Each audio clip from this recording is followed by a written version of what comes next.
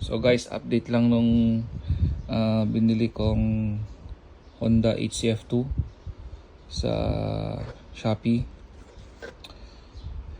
Dalawang binili ko, isa yung original yung binebenta, yung career box, saka ito JTS online. Mas mura siya ng 500 pesos. So ang pabili ko kasi kaya ko ng dalawa. So pinaghiwalay.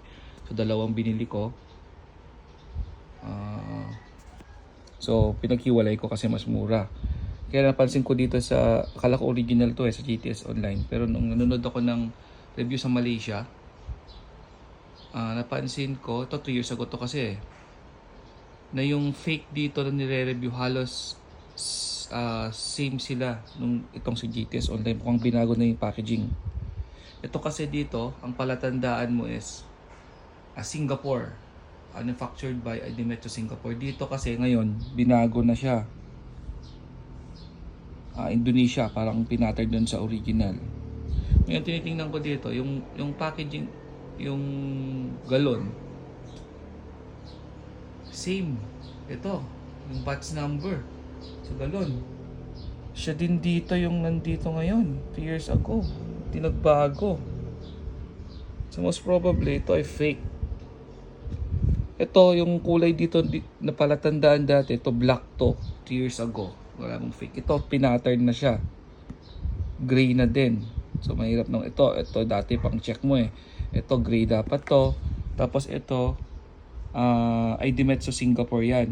Yun ang fake dati. Pero ang palatandaan pa na naiwan based dito sa review is yung kulay ng pagka-red niya.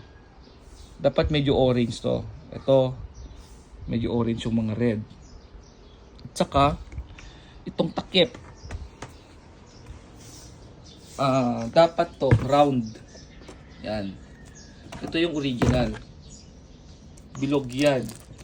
Ito hindi siya bilog. May mga nakausling part.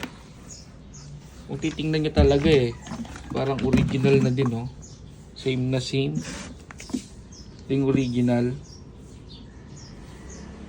Ito may pagka-orange yung pagka-red niya. Hindi lang nakita sa camera. Ito, nakita nyo naman medyo dark.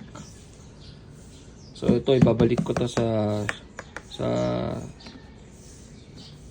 online sa Shopee for return. So ingat na lang mga paps.